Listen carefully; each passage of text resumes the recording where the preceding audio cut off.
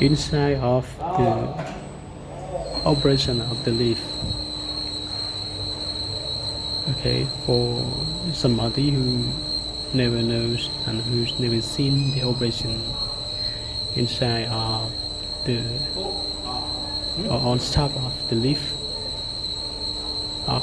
bar, you can see this video.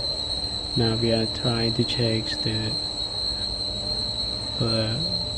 balancing, the door operation, the road cable, the motor.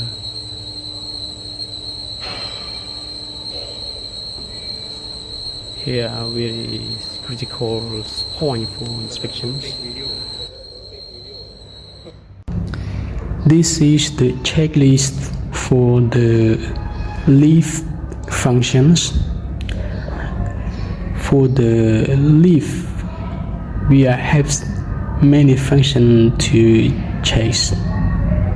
During inspection, the operator and the inspector must be check all this checklist properly, because lift is a very critical point that we are not. It is very important operation.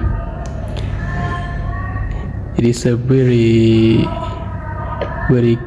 critical and very important for the safety functions.